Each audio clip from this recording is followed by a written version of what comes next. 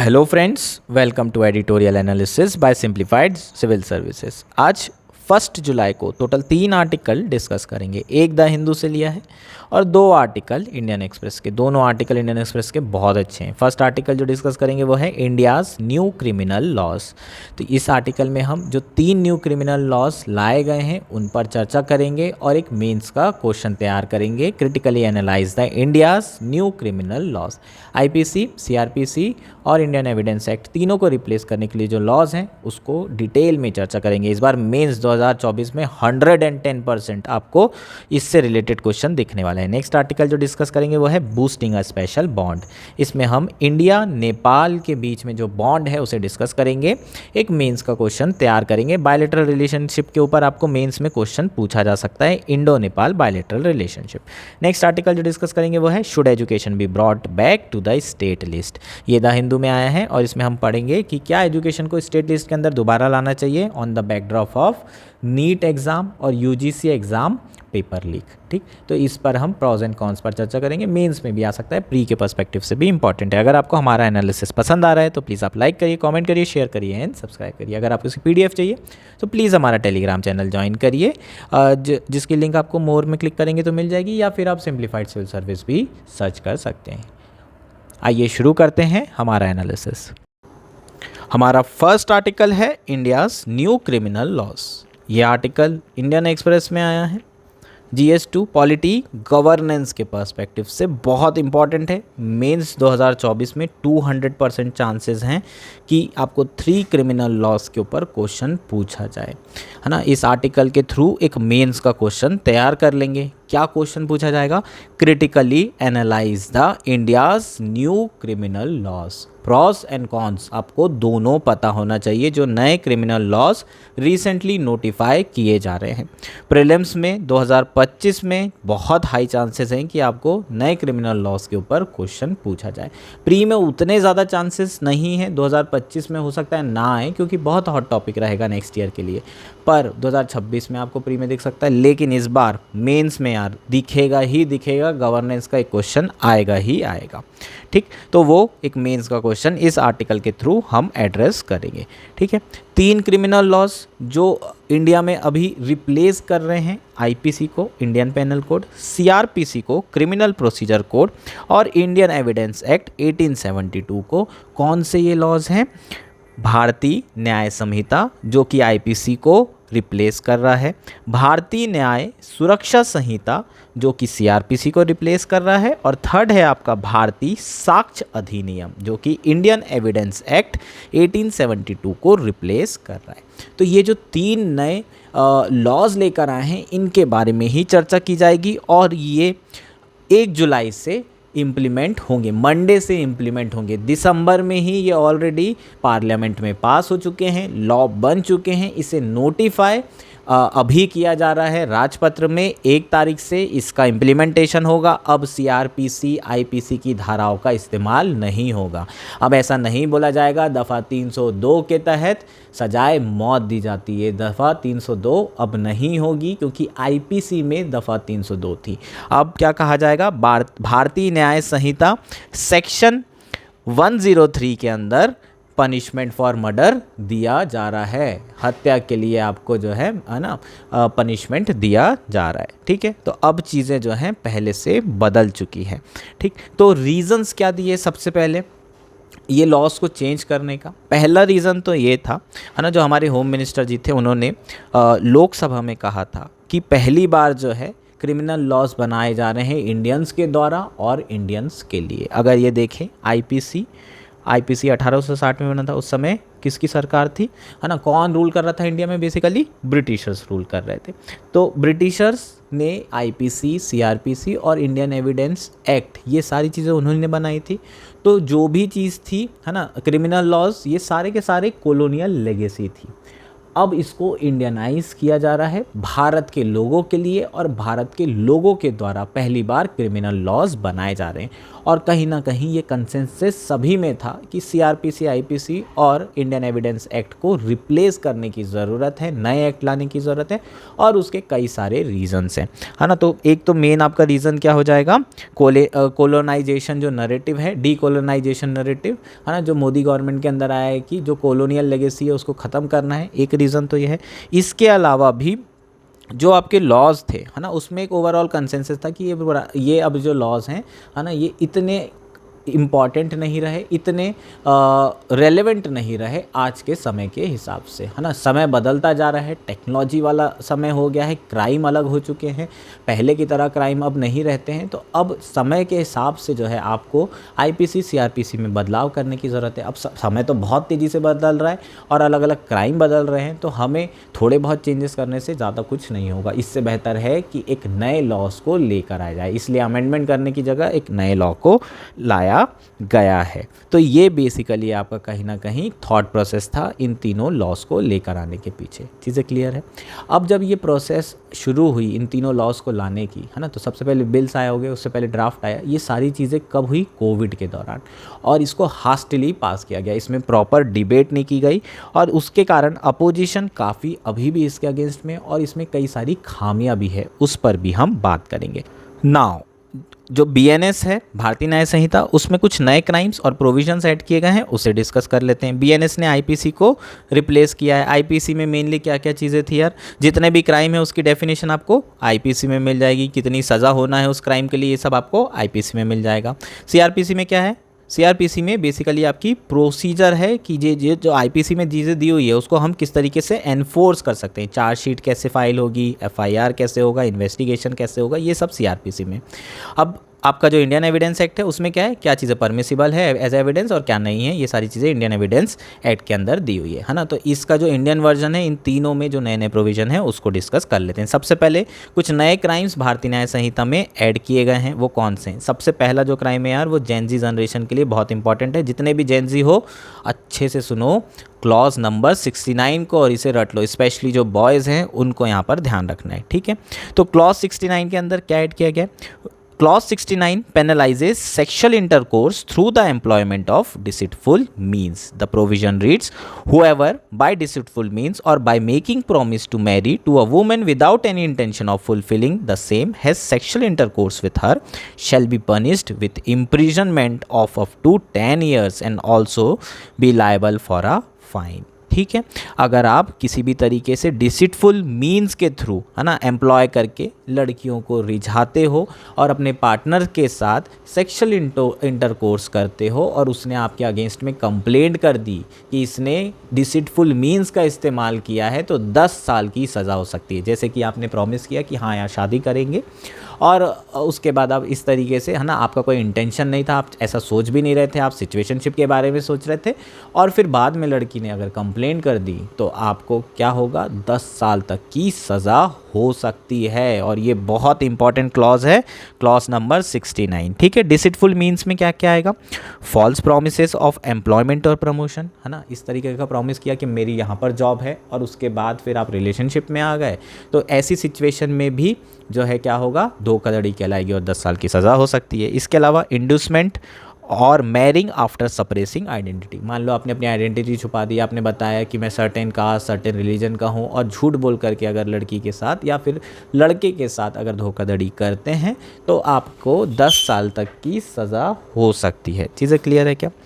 जो क्रिटिक्स हैं वो इस प्रोविज़न के अगेंस्ट में हैं, उनके हिसाब से जो लव जिहाद नैरेटिव है वो वापस आ सकता है, क्योंकि कई बार इस तरह की बातें होती है कि जो मुस्लिम कम्युनिटी के लोग हैं या फिर हिंदू कम्युनिटी के लोग हैं वो अपनी आइडेंटिटी छुपा करके रिलेशनशिप में आते हैं, उसके बाद शादी करने के लिए फोर्स करते हैं। तो इस तरह के जो लव जिहाद मैटर हैं ये वापस इस तरह का नैरेटिव आ सकता है। इसके अलावा जो कंसेंशुअल रिलेशनशिप है वो क्रिमिनलाइज हो सकती है। हो सकता है आपके टर्म्स अच्छे हों, है ना, लेकिन बाद में लड़का या लड़की दोनों में से कोई भी ये रिलेशनशिप कंटिन्यू नहीं करना चाहता हो, और उसके बाद अगर लड़का चाहे तो वो भी कंप्लेंट कर सकता है, लड़की चाहे तो वो भी कंप्लेंट कर सकती है, क्योंकि वो रिलेशनशिप नहीं छोड़ना चाहती है। तो ऐसे में, है ना, जो कंसेंशुअल रिलेशनशिप थी, जो कंसेंशुअल इंटरकोर्स था वो क्रिमिनलाइज हो जाएगा। और बहुत ज़्यादा ऐसे केसेस आपको देखने के लिए मिल सकते हैं। इसलिए जो सिचुएशनशिप के बारे में सोच रहे हैं भाई, वो तो आप भूल ही जाओ, क्योंकि अब आपके लिए खतरा बढ़ गया है। 10 साल के लिए जेल जा सकते हो, और यूपीएससी तो मुश्किल ही है ना, उसके बाद 10 साल के बाद तो पॉसिबल नहीं है। नेक्स्ट क्या ऐड किया है बीएनएस के अंदर, clause number 103, for the first time also recognises murder on the ground of race, caste और community as a separate offence. ठीक है, तो मॉब लिंचिंग के लिए सुप्रीम कोर्ट ने कई बार कहा है कि अलग से लॉ बनाइए। यहाँ पर अलग से लॉ तो नहीं बनाया गया है, लेकिन एक प्रोविज़न ऐड कर दिया गया है कि अगर आप किसी का भी मर्डर करते हैं और based on the ground of race, है ना, आप रेस के कारण नॉर्थ ईस्ट के लोगों को मार दिया है तो गलत है। अगर आप ऊंची कास्ट के और किसी कास्ट छोटी कास्ट वालों को मार देते हैं तो वो भी गलत है। और या फिर किसी कम्युनिटी या किसी रिलीजन के लोगों को अगर आप टारगेट कर रहे हैं, मॉब लिंचिंग कर रहे हैं, तो वो भी, उसके लिए भी आपको क्या होगी, सज़ा हो सकती है। तो कहीं ना कहीं जो आपके मॉब लिंचिंग जैसे क्राइम हैं उनको रिकॉग्निशन, लीगल रिकॉग्निशन इस क्लॉज के अंदर मिला है। नेक्स्ट क्या है जो बिग टिकट एडिशन है, वो है inclusion of offence such as organised crime and terror, है ना। पहले ऑर्गेनाइज्ड क्राइम और टेरर के लिए अलग से लॉज हुआ करते थे, जैसे यूएपीए 1960 फॉर टेररिज्म, है ना, और उसके अलावा बहुत सारे ऑर्गेनाइज्ड एक्ट के लिए स्टेट लॉज भी हुआ करते थे। लेकिन यहाँ पर जो ऑर्गेनाइज्ड क्राइम है उसको ऐड किया गया है। ऑर्गेनाइज्ड क्राइम में क्या क्या आ रहे हैं, किडनैपिंग हो गया, रॉबरी हो गया, व्हीकल थेफ्ट हो गया, एक्सटॉर्शन हो गया, लैंड ग्रैबिंग हो गया, कॉन्ट्रैक्ट किलिंग हो गया, इकोनॉमिक ऑफेंस, साइबर क्राइम्स, इस तरह की चीज़ें जो है आपकी ऑर्गेनाइज्ड क्राइम के अंदर आ जाएगी। ठीक है, ह्यूमन ट्रैफिकिंग वगैरह, रैंसम वगैरह, ये सारी प्रॉस्टिट्यूशन भी ऑर्गेनाइज्ड क्राइम के अंदर आते हैं। पर प्रॉब्लम क्या है, जैसे साइबर क्राइम है, इसको डिफ़ाइन नहीं किया गया है ना, तो ऐसी चीज़ें जो डिफ़ाइन नहीं की गई है, साइबर क्राइम बहुत सारी चीज़ें होती है। अब कौन सी चीज़ ऑर्गेनाइज्ड क्राइम में आएगी और कौन सी चीज़ नहीं आएगी, ये प्रॉपर डिफाइन नहीं है, तो इसको एड्रेस करना फ्यूचर में ज़रूरी है। तो प्रॉज एंड कॉन्स दोनों आपको मैं साथ साथ बताते जा रहा हूँ।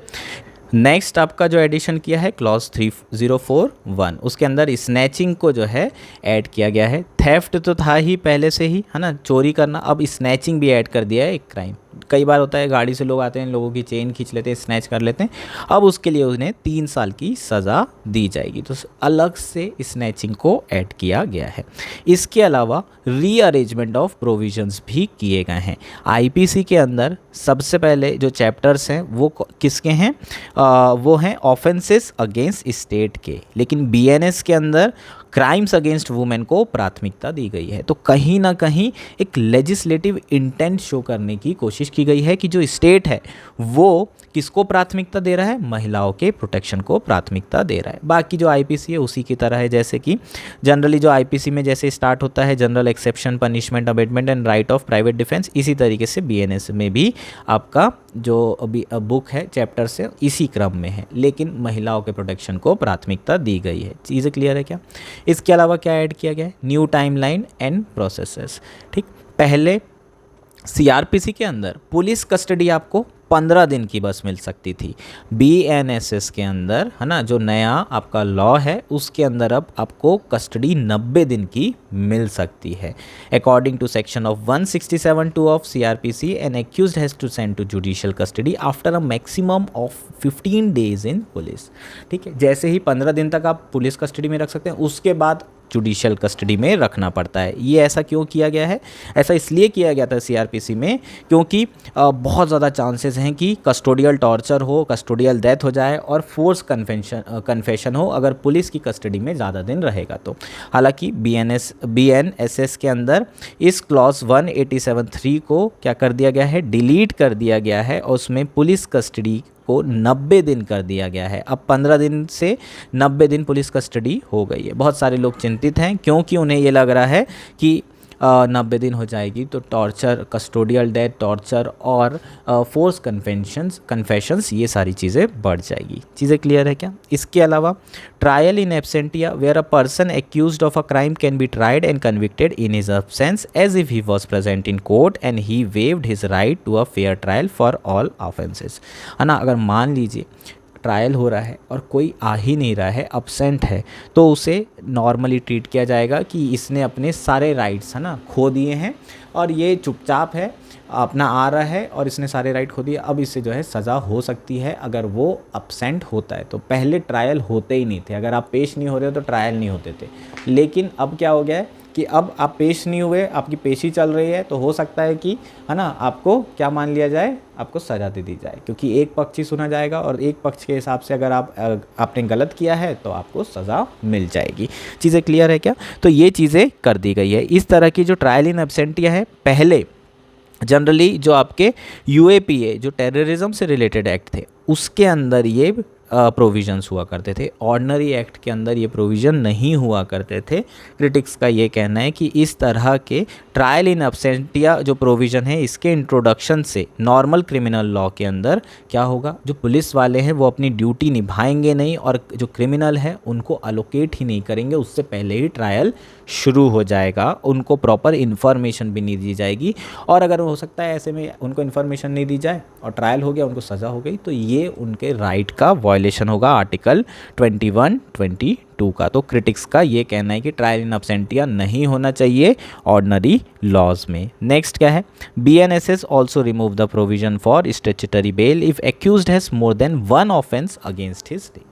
तो जो आपका BNSS है ना, जो CRPC को रिप्लेस कर रहा है, उसके अंदर स्टैट्यूटरी बेल का जो प्रोविज़न है उसे रिमूव कर दिया गया है अगर एक्यूज़ के ऊपर एक से अधिक आरोप लगे हों ऑफेंसेस के।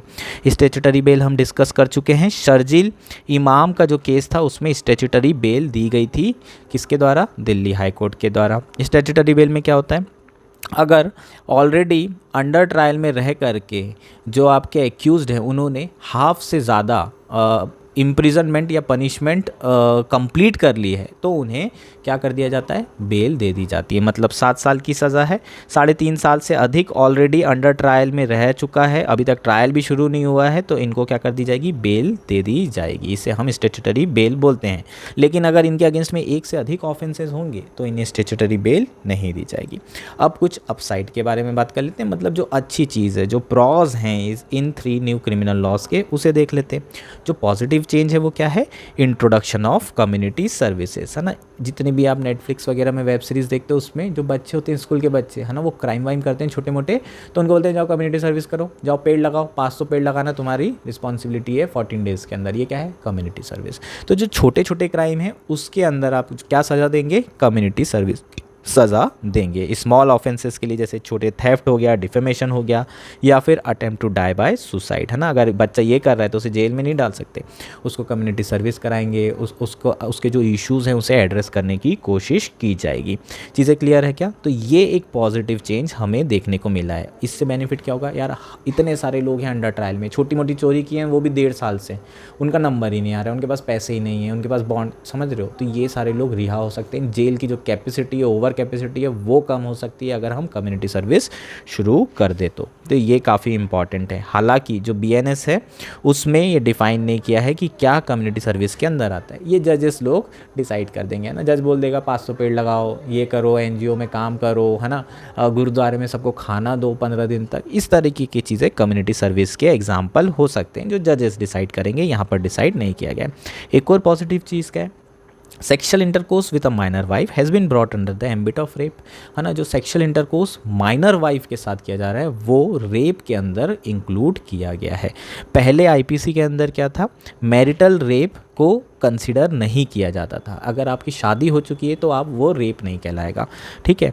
लेकिन अगर मान लीजिए आपकी वाइफ 15 साल की माइनर है और वो शादीशुदा है ना, जैसे मुस्लिम में 15 साल से ऊपर की एज में आप शादी कर सकते हैं, तो वो भी क्या कहला सकता है, मैरिटल रेप कहला सकता है अकॉर्डिंग टू न्यू लॉज। तो न्यू लॉ के अंदर क्लियर कट ये कहा जा रहा है कि अगर आपकी शादी हो भी गई है और अगर माइनर के साथ आप किसी भी तरीके से सेक्सुअल इंटरकोर्स करते हैं तो बेसिकली वो रेप कहलाएगा। तो कहीं ना कहीं यहाँ पर यूनिफॉर्म सिविल कोड लागू करने की कोशिश की गई है इस प्रोविजंस के द्वारा। चीज़ें क्लियर है।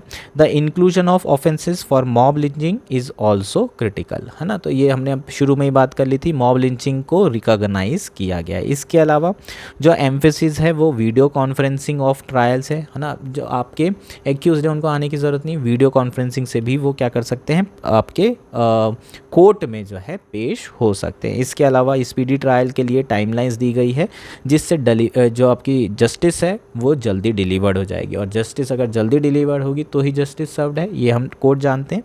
तो ये हमारे कुछ अपसाइड हो जाएंगे। अब कुछ डाउन साइड और ग्रे एरिया की बात कर लेते हैं, कॉन्स की बात कर लेते हैं।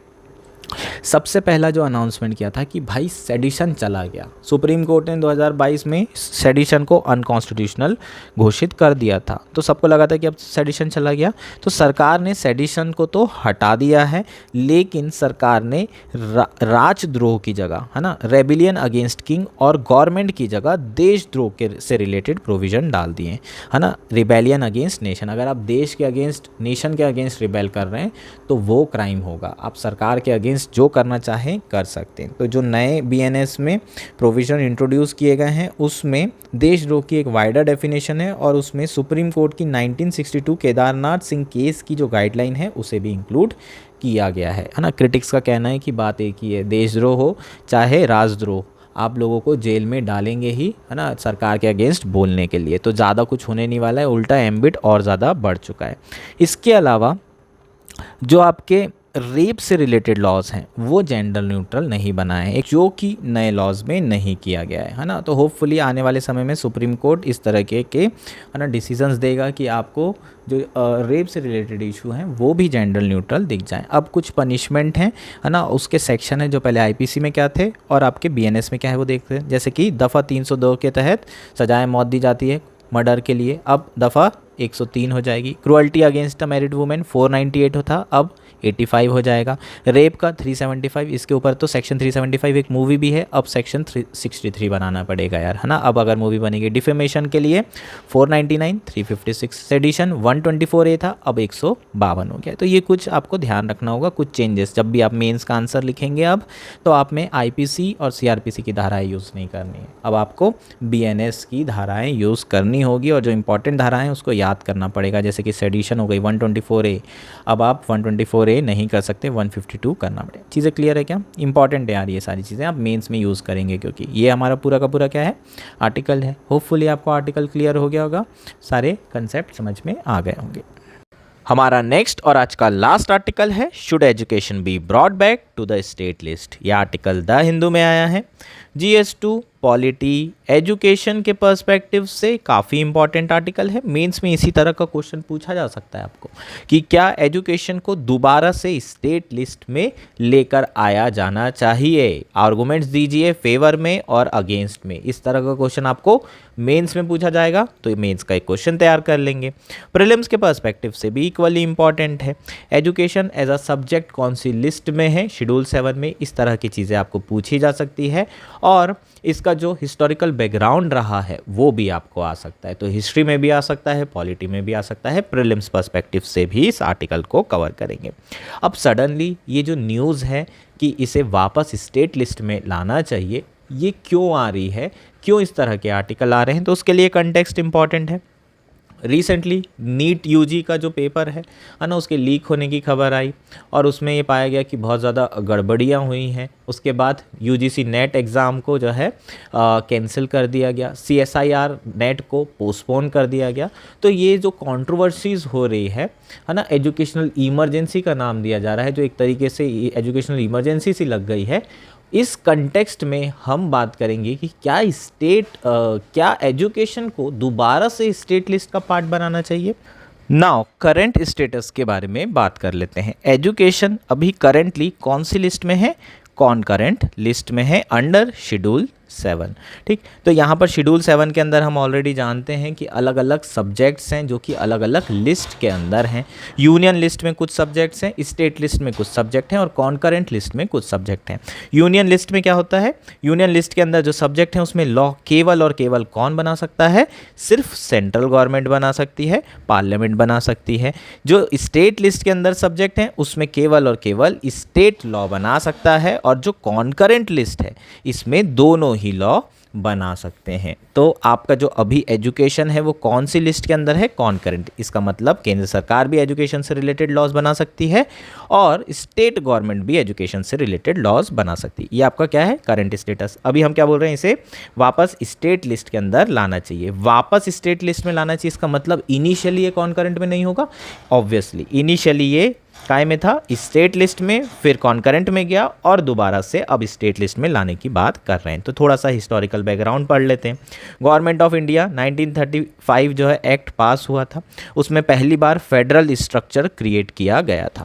ठीक, अब फेडरल स्ट्रक्चर बना तो जो लेजिस्लेटिव सब्जेक्ट थे उसको डिस्ट्रीब्यूट किया गया फेडरल लेजिस्लेटर जो कि प्रेजेंट डे यूनियन गवर्नमेंट है, और प्रोविंसेस में जो प्रेजेंट डे स्टेट गवर्नमेंट है ना। तो हमने 1935 गवर्नमेंट ऑफ इंडिया एक्ट में ही क्या कर दिया था, जो सब्जेक्ट्स हैं उसे डिवाइड कर दिया था, केंद्र सरकार किस पे लॉ बनाएगा और किस पे जो है आपका स्टेट गवर्नमेंट लॉज बना सकती है। तो जो एजुकेशन था 1935 एक्ट के अंदर स्टेट लिस्ट के अंदर या फिर प्रोविंसेस लिस्ट के अंदर था, ठीक, क्योंकि एजुकेशन को हमने हमेशा पब्लिक गुड माना है, इसलिए इसे प्रोविंशियल लिस्ट के अंदर रखा गया है। चीज़ें क्लियर है। जब आज़ादी मिली, कॉन्स्टिट्यूशन बना, उसके बाद 7 शेड्यूल आया और 7 शेड्यूल में ही इसी तरीके से डिस्ट्रीब्यूशन ऑफ पावर था, जिसमें अलग अलग सब्जेक्ट्स को अलग अलग लिस्ट के अंदर रखा गया, उसमें भी एजुकेशन स्टेट लिस्ट के अंदर रखा गया। लेकिन इमरजेंसी के समय में जब कांग्रेस पार्टी ने स्वर्ण सिंह कमेटी बनाई थी, उन्होंने कई सारे रिकमेंडेशन दिए थे और 42 कॉन्स्टिट्यूशन अमेंडमेंट एक्ट के अंदर ये रिकमेंडेशन को क्या किया गया था, इस रिकमेंडेशन को इम्प्लीमेंट किया गया था, फॉलो किया गया था। उसमें से एक रिकमेंडेशन थी कि जो एजुकेशन है उसको कॉन्करेंट लिस्ट में लेकर आया जाए in order to evolve all India policies on the subject. ये माना गया कि एजुकेशन बहुत इंपॉर्टेंट है, पब्लिक गुड है, इसलिए केंद्र सरकार का भी इसमें इतना ही ज़्यादा इन्वॉल्वमेंट होना चाहिए जितना कि राज्य सरकारों का है। और केंद्र सरकार काफ़ी पैसा भी खर्चा कर रहा था, अलग अलग इंस्टीट्यूशन बनाए जा रहे थे, आईआईटीज़ स्थापित किए जा रहे थे, इस्टेब्लिश किए जा रहे थे। तो फिर इसमें जो है इंदिरा गांधी जी का ये मानना था, स्वर्ण सिंह कमेटी का भी ये मानना था कि सेंट्रल गवर्नमेंट का भी से ज़्यादा होना चाहिए और एक यूनिफॉर्म पॉलिसी भी बनाना ज़रूरी है एजुकेशन से रिलेटेड। लेकिन इसमें ज़्यादा डिस्कशन नहीं हुआ, ज़्यादा डिबेट नहीं हुई, ऑटोमेटिकली सबको ये लगा कि हाँ ठीक है, केंद्र सरकार के पास भी कुछ ना कुछ अधिकार होने चाहिए लॉज और रेगुलेशन से रिलेटेड टू एजुकेशन सब्जेक्ट। चीज़ें क्लियर है। लेकिन इस पर कभी ज़्यादा डिबेट नहीं हुई और ये जो हाफ ऑफ द स्टेट्स है उनके थ्रू रेटिफाई भी हो गया है ना। अगर शेड्यूल 7 में कोई भी चेंज करना है तो आपको क्या करना पड़ेगा, सबसे पहले पार्लियामेंट में स्पेशल मेजोरिटी से उसे पास करना पड़ेगा, plus half of the states का रेटिफिकेशन भी उतना ही इंपॉर्टेंट है। जब तक रेटिफिकेशन नहीं होगा तब तक कि कोई भी सब्जेक्ट किसी लिस्ट से उठ करके किसी और में नहीं जा सकता। ये चीज़ें क्लियर है। जनता दल दोबारा पावर में आई, उन्होंने कॉन्स्टिट्यूशन अमेंडमेंट एक्ट 44 लेकर आया और उसमें बहुत सारे कॉन्ट्रोवर्शियल जो चेंजेस थे कॉन्स्टिट्यूशन अमेंडमेंट एक्ट 42 के, उसको रिवर्स किया और उसमें रिवर्स करने में एक एजुकेशन भी था। लेकिन लोकसभा में तो एजुकेशन वाला बिल पास हो गया, लेकिन राज्यसभा में ये बिल पास नहीं हुआ, जिसके थ्रू एजुकेशन को कॉन्करेंट से स्टेट लिस्ट में लेकर आया जा रहा था। इसलिए आज भी जो है एजुकेशन कौन सी लिस्ट में है, कॉन्करेंट लिस्ट में है। इंटरनेशनल प्रैक्टिसेस की बात कर लेते हैं, पूरी दुनिया में क्या हो रहा है। यूएस की अगर हम बात करें तो यूएस में overall educational standard, mandate standardise test and supervise college and universities, ये सारी चीज़ें कौन करता है, ये आपके स्टेट गवर्नमेंट करती है। जो फेडरल एजुकेशन डिपार्टमेंट है उनका प्राइमरी फंक्शन क्या है, to provide financial aid focusing on educational issues and ensuring equal access. ठीक, तो यहाँ पर जो मेन फंक्शन है वो स्टेट का ही होता है। कनाडा में जो एजुकेशन है वो कंप्लीटली कौन मैनेज करता है, प्रोविंसेस, मतलब स्टेट गवर्नमेंट करती है। साउथ अफ्रीका में एजुकेशन को 2 अलग अलग डिपार्टमेंट्स के द्वारा क्या किया जाता है, रेगुलेट किया जाता है। इन्हें डिवाइड कर दिया गया एजुकेशन को, हायर एजुकेशन और स्कूल एजुकेशन। ठीक है, तो जनरली जो स्कूल एजुकेशन होता है उसे जो लोकल डिपार्टमेंट है या फिर लोग स्टेट टाइप के जो डिपार्टमेंट्स होंगे वो कंट्रोल करते हैं, रेगुलेट करते हैं, और हायर एजुकेशन सेंट्रल करता है। चीज़ें क्लियर है।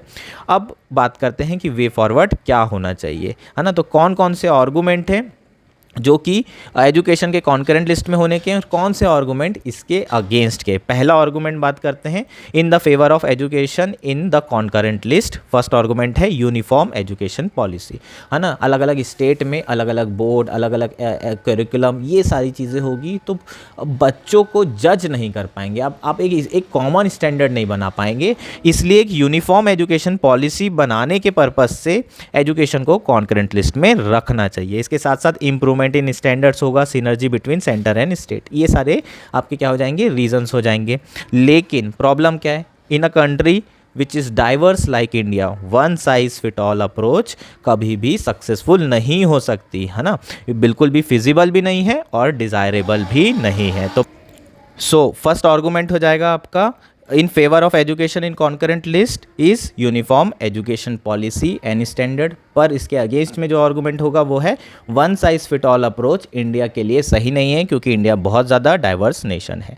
ठीक, अगर हम एक्सपेंडिचर की बात करें तो केंद्र सरकार केवल 15% एक्सपेंडिचर करती है, और वहीं जो राज्य सरकारें हैं वो 85% एक्सपेंडिचर कर रही हैं एजुकेशन में। तो अगर हम एक्सपेंडिचर के पर्सपेक्टिव से भी देखें तो जो ऑटोनॉमी है वो किसको दी जानी चाहिए? स्टेट को, क्योंकि मेजर एक्सपेंडिचर कौन कर रहा है? वो कर रहे हैं, तो उनको ज़्यादा ऑटोनॉमी मिलना चाहिए एजुकेशन से रिलेटेड, इसलिए स्टेट सब्जेक्ट बनाने की बात की जा रही है। अगर उन्हें ज़्यादा ऑटोनॉमी मिलेगी तो जो आपका एजुकेशन होगा है ना, वो स्पेसिफिकली आपके स्टेट की रिक्वायरमेंट के हिसाब से बनेगा। टेलर मेड पॉलिसी बनाई जाएगी सिलेबस के लिए, जो सिलेबस है वो वहाँ के स्टेट के बच्चों के हिसाब से बनाया जाएगा, उनकी रिक्वायरमेंट के हिसाब से बनाया जाएगा। बॉटम अप अप्रोच यहाँ पर क्या की जाएगी? लागू की जाएगी। इसके अलावा testing and admission for higher education including professional courses like medicine and engineering, ये सारी चीज़ें जो भी, ये सारी चीज़ों से रिलेटेड फ्रेमवर्क भी कौन तैयार करेगा? स्टेट गवर्नमेंट ही तैयार करेगा, अगर उन्हें ऑटोनॉमी दी जाती, क्योंकि मैक्सिमम एक्सपेंडिचर कौन कर रहा है? वही कर रहे हैं। नाउ नेक्स्ट आर्गूमेंट की बात कर लेते हैं कि क्यों एजुकेशन को कॉन्करेंट लिस्ट में होना चाहिए। इसलिए होना चाहिए क्योंकि अगर ये स्टेट लिस्ट में रहा तो स्टेट में बड़ी दिक्कत हो जाती है। आप देखिए पीएससी एग्ज़ाम नहीं हो रही, 5-5 सालों से एग्ज़ाम के रिजल्ट आ रहे, खूब करप्शन है। पर फिर प्रॉब्लम ये आती है कि अगर केंद्र सरकार के हाथ में भी रहेगा तब भी करप्शन तो हो ही रहे हैं। आप नीट एग्ज़ाम देख सकते हैं, यूजीसी नेट देख सकते हैं, तो जो सेंट्रलाइजेशन करने की कोशिश की गई है केंद्र सरकार के द्वारा, उससे भी करप्शन नहीं रुक रहे हैं। लैक ऑफ प्रोफेशनलिज्म नहीं कम हो रहा है, प्रोफेशनलिज्म अभी भी बहुत ज़्यादा नहीं बढ़ गया है। तो ये आर्गूमेंट भी सेटिस्फाई नहीं होता है। इससे बेटर ये है कि स्टेट को ज़्यादा ऑटोनॉमी दी जाए, ताकि जो बच्चे हैं उनके स्पेसिफिक सिलेबस, करिकुलम और पॉलिसीज़ बनाई जाएं, है ना। जो रिक्वायरमेंट है उसके हिसाब से ही एजुकेशन पॉलिसी और स्टेट ऑटोनॉमी मिलना चाहिए। इसके अलावा जो रेगुलेटरी मैकेनिज्म है फॉर हायर एजुकेशन वो केंद्र सरकार के पास ही रहे, कोई दिक्कत नहीं है ना। जैसे कि आपका नेशनल मेडिकल कमीशन है जो आपका मेडिकल एजुकेशन कंट्रोल कर रहा है, यूजीसी है जो आपका आर्ट्स वाला जितना भी एजुकेशन है वो कंट्रोल कर रहा है, उसके अलावा AICTE है जो कि आपका इंजीनियरिंग एजुकेशन कंट्रोल कर रहा है। तो हायर एजुकेशन को कंटिन्यू गवर्न किसको करना चाहिए? केंद्र सरकार को। लेकिन स्कूल एजुकेशन को कहीं ना कहीं किसे सौंपने की ज़रूरत है? राज्य सरकार को सौंपने की ज़रूरत है। ये इस आर्टिकल में कहा गया है। चीज़ें क्लियर है क्या? सारे आर्गूमेंट आपको क्लियर हो गए होंगे, है ना। प्रोज एंड कॉन्स उसके भी मैंने आपको बता दिए। तो इस तरीके से मेंस में आपको क्वेश्चन पूछा जा सकता है। That's it for today. Thank you and enjoy your day.